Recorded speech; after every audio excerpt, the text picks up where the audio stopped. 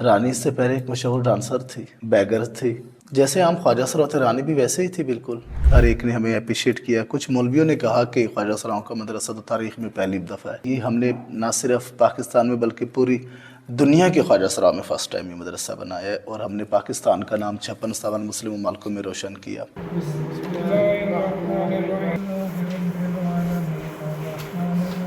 मुश्किलात सिर्फ ट्रांसजेंडर्स की तरफ से हमें आई थी। वो ख्वाजा सरा जो 10-10 हज़ार रात का कमाते थे, पहले भी जो फैमिली मेम्बर मुझे एक्सेप्ट करते थे वो उसी निगाह से आज भी देखते जिस निगाह से पहले देखते थे, और जो छोड़ चुके थे उनके लिए मैं कुछ भी बन जाऊं कोई फ़र्क नहीं पड़ता उनको इस चीज़ से। हमने जो अपनी हमारे पास अमाउंट थी पहले हमने वो इसमें जो है वो इन्वेस्ट की, और माशाल्लाह से फिर आहिस्ता आहिस्ता नेक लोग जो है इसमें इन्वॉल्व होते रहे। फिर काफ़ी सारे ऐसे ख्वाजा सरा जो कुरान मजीद पढ़ चुके हैं माशाल्लाह से, स्टॉल लगाते हैं, जॉब करते हैं। और लुबना जी जो है वो माशाल्लाह से लंगर खाना भी उन्होंने खोला हुआ है, और लुबना जी भी स्टॉल लगाती है। अब हमने जो है मदरसा कंप्लीट करके एक हॉस्पिटल का इनिशिएटिव लिया, वो भी आप बिल्डिंग देख चुके हैं माशाल्लाह से। उसमें सिर्फ मार्बल और टाइल जो है वो रहते हैं।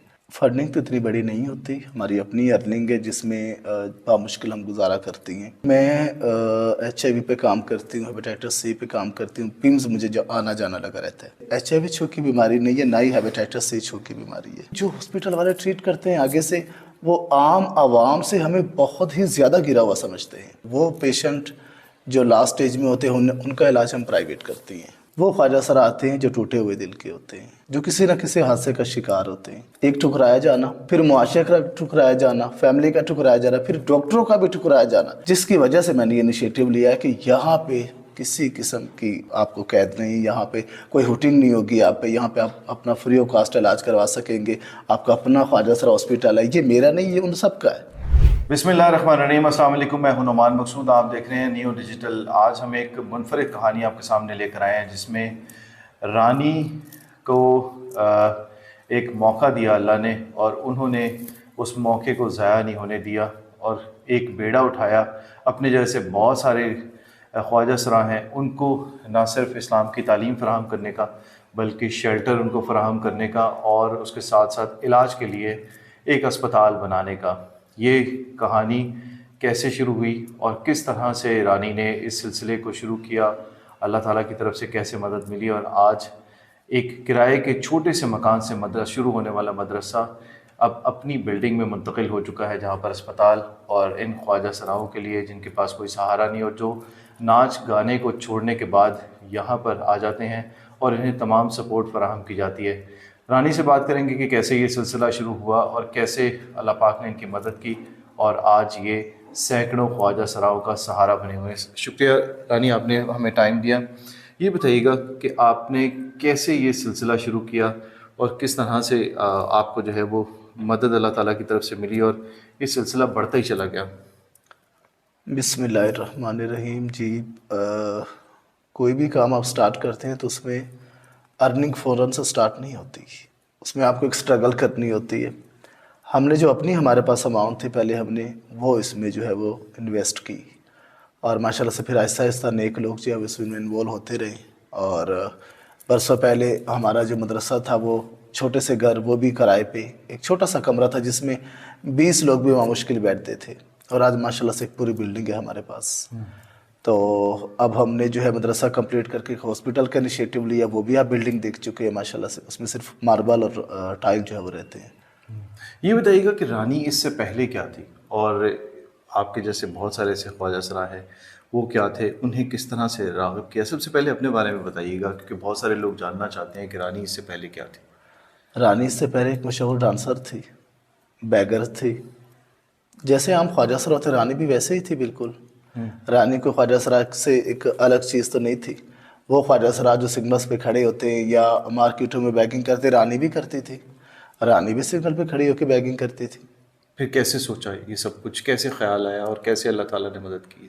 बस कुछ ऐसे हादसात इंसान की ज़िंदगी में आ जाते हैं जिसकी वजह से इंसान को मूवमेंट करनी पड़ती है। कलमा गो इंसान कभी ना कभी कहीं ना कहीं जो है वो मूवमेंट ज़रूर करता है, मेरा तो यही मानना है। ये बताइएगा कि मदरसा बनाने से पहले और उसके बाद क्या फैमिली के अंदर क्या चेंज आया, और आपके ख़ानदान, आपके रिश्तेदार, आपके जो दोस्त अहबाब हैं, उनका कैसा रवैया पहले था और अब कैसा रवैया है? पहले भी जो फैमिली मेम्बर मुझे एक्सेप्ट करते थे वो उसी निगाह से आज भी देखते जिस निगाह से पहले देखते थे, और जो छोड़ चुके थे उनके लिए मैं कुछ भी बन जाऊं कोई फ़र्क नहीं पड़ता उनको इस चीज़ से। क्या फ़र्क पड़ा अब इस सिलसिले को शुरू करने से? कितने लोग पहले आए और उसके बाद ये शामिल होते ही गए, और क्या-क्या किया आपने उनके लिए? माशाल्लाह से हमारे पास कभी 25 की तादाद थी और ये बढ़ती गई 47 तक गई। फिर काफ़ी सारे ऐसे ख्वाजा सरा जो कुरान मजीद पढ़ चुके हैं माशाल्लाह से, स्टॉल लगाते हैं, जॉब करते हैं। और लुबना जी जो है वो माशाल्लाह से लंगर खाना भी उन्होंने खोला हुआ है, और लुबना जी भी स्टॉल लगाती है। हमारे और जो वर्कर हैं जो हमारे पास रहते हैं वो सब स्टॉल लगाते हैं और सिलाई सेंटर में काम करते हैं। रानी बताइएगा, जब शुरू किया था आपने ये सिलसिला तो मुश्किलात क्या थी? लोगों ने क्या आपको रोकने की भी कोशिश की, या कुछ ऐसे भी अनासर होते हैं जो ये चाहते हैं कि आप लोग ये काम करते रहें, लोग शामिल ना हो उसके अंदर, एक नेक काम के अंदर, और अपनी ज़िंदगी को बदल ना सके? क्योंकि बहुत सारे ख्वाजा सरा ऐसे हैं जो अब भी ये काम कर रहे हैं और करना चाहते हैं। उनके लिए जो है वो क्या मुश्किलात आपको पेश आई, और उसके बाद आपने उनको अपने साथ शामिल किया और इस नेक काम में अपने साथ हाथ भी बटा रहे हैं आपके वो? देखिए, अगर मैं आम आवाम की बात करूँगी तो ये गलत होगा। हर एक ने हमें अप्रिशिएट किया। कुछ मौलवियों ने कहा कि ख्वाजा सराओं का मदरसा तो तारीख़ में पहली दफ़ा है, और ये आप भी जानते हैं कि ये हमने ना सिर्फ पाकिस्तान में बल्कि पूरी दुनिया के ख्वाजा सराओं में फ़र्स्ट टाइम ये मदरसा बनाया है, और हमने पाकिस्तान का नाम 56-57 मुस्लिम ममालिक में रोशन किया। माशाल्लाह से बहुत बड़ी बड़ी न्यूज़ आई, काफ़ी इंटरनेशनल हद तक हम गई और पाकिस्तान का नाम रोशन किया। मुश्किलात सिर्फ ट्रांसजेंडर्स की वजह से तरफ से हमें आई थी। वो ख्वाजा सरा जो 10-10 हज़ार रात का कमाते थे, तो जब मुझ में मूवमेंट आई, चेंज हुआ, मदरसा बना, तो ये तो तारीख़ का पहला था। तो फिर जहाँ पे हमने हाथ फैलाना है, जहाँ पे हमने फंक्शंस करना है, या जहाँ पे हमने कोई भी काम करना है, तो वहाँ के लोग तो कहेंगे कि आपका मदरसा बन गया, अब वो अच्छे तरीके से भी जो है वो अर्निंग कर सकते हैं। वहाँ पे आपका सराय सेंटर है, वहाँ पे आपके स्टॉल हैं, वो जॉब भी दिलवाती है, आप कर सकते हैं सब कुछ।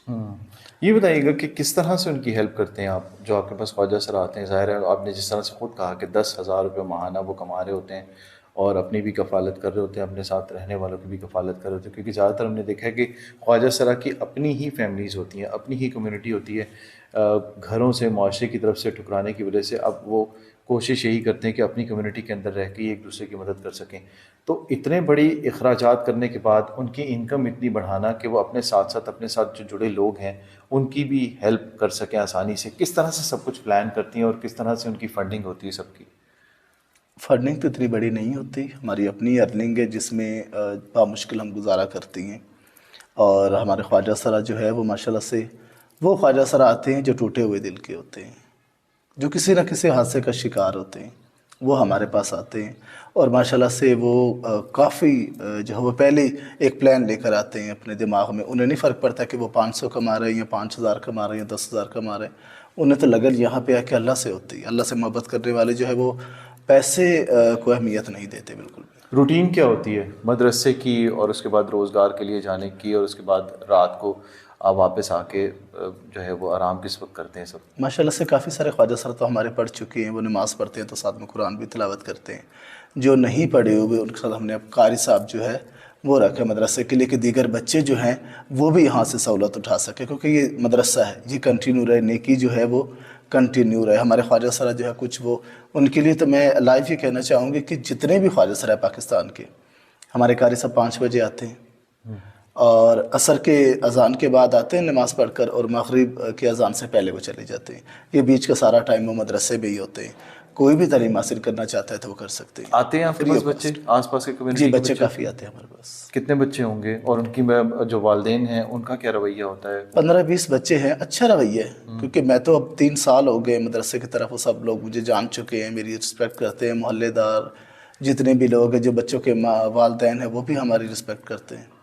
अस्पताल, और उसके बाद मदरसा, और फिर इनका शेल्टर होम, ये आपने जो है वो सिलसिला तो मतलब अस्पताल और ये तो चल रहा था, और उनकी मदद भी आप कर रही थी अपना रोज़गार बनाने के लिए। ये अस्पताल के बारे में बताइएगा मुझे कि अस्पताल का कैसे सोचा था आपने, और ख़ुसूसी तौर पे किन अमराज का इलाज करने का आपने सोचा है कि इस अस्पताल के अंदर आप उन लोगों का इलाज कर पाएंगी? अस्पताल, क्योंकि मैं HIV पे काम करती हूँ, हेपेटाइटिस C पे काम करती हूँ, पिम्स मुझे जो आना जाना लगा रहता है। किसी भी हॉस्पिटल में मैं जो है वो पेशेंट जो लास्ट स्टेज में होते हैं उनका इलाज हम प्राइवेट करती हैं। और कोई ये नहीं है कि हम ओवरऑल के भाई किसी के घरों में जाए और उनका इलाज नहीं, जो यहाँ आते हैं उनका हम इलाज करवाते हैं, क्योंकि हमारी भी इतनी कोई अर्निंग तो खास है नहीं, तो उनको हम हॉस्पिटल में लेके जाते हैं। लेकिन जो हॉस्पिटल वाले ट्रीट करते हैं आगे से, वो आम आवाम से हमें बहुत ही ज़्यादा गिरा हुआ समझते हैं। मेरी एक खुद स्टूडेंट थी, रूबी नाम था उनका, उन्हें कोई साइकेट्रिस्ट का थोड़ा सा मसला हो गया था, तो मैं हॉस्पिटल पिम्स में गई, वहाँ पे साइकेट्रिस्ट वार्ड में मैंने जो है उनको एडमिट करवाया। बहुत ही चेंज रवैया देखा मैंने। फिर आपने सोचा अपने अस्पताल का? मैंने सोचा, मैंने तो ये HIV के बारे में सोचा, क्योंकि हमारे ख्वाजा सरा है जो अभी भी मेरे पास कुछ है जिनको HIV का मर्ज़ है और काफ़ी दिक्कत महसूस होती है और काफ़ी ख़ुद को कम तर वो समझते हैं। लेकिन ऐसा नहीं है, इंसान तो जो है वो अशरफुल मखलूक़ात है, सबके लिए बराबर है। अगर मैं हूँ तो मैं ठीक हूँ, आप ठीक है, इसका मतलब ये तो नहीं है कि हमें बीमारी नहीं लग सकती। हम उनको छोड़ दे के आप बीमार और हाँ हमसे उनको हम जो है उससे नफ़रत करें या जी इसकी बीमारी छू की है या हमें लग जाए। HIV छू की बीमारी नहीं है, ना ही हेपेटाइटिस C छू की बीमारी है। सारा बेड़ा उठा लिया आपने और उसके बाद आपने मैसेज भी दे तो बस यही मैंने सोचा कि अब जो है वो अपना जो है वो हॉस्पिटल बनाऊं, क्योंकि आप जब पेशेंट होते हैं तो आपका दिल बच्चों की तरह हो जाता है। एक ठुकराया जाना, फिर मुआशरे का ठुकराया जाना, फैमिली का ठुकराया जाना, फिर डॉक्टरों का भी ठुकराया जाना, उनका भी वो बड़ा ही अजीबो गरीब का जो है वो रवैया होता है, जिसकी वजह से मैंने ये इनिशिएटिव लिया है कि यहाँ पे किसी किस्म की जो है वो आपको कैद नहीं, यहाँ पे कोई हुटिंग नहीं होगी आप पे, यहाँ पे आप अपना फ्री ऑफ कास्ट इलाज करवा सकेंगे।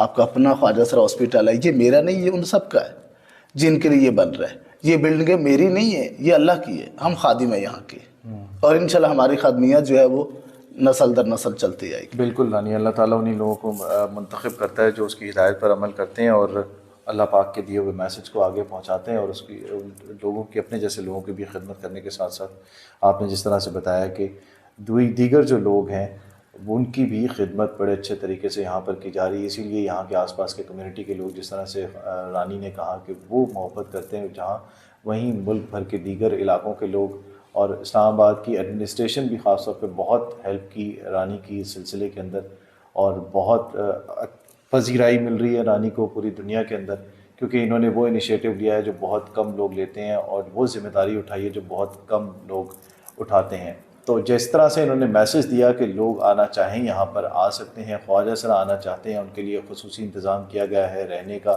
इलाज का और इज़्ज़त से रोज़गार कमाने का। तो ऐसे लोग बहुत कम होते हैं जिन्हें अल्लाह ताला की तरफ से ये ज़िम्मेदारी सौंपी जाती है और उसे बखूबी निभाते हैं। वीडियो कैसी लगी आपने ज़रूर हमें बताना है। अगली वीडियो तक दीजिए हमें इजाज़त। अल्लाह हाफ़िज़।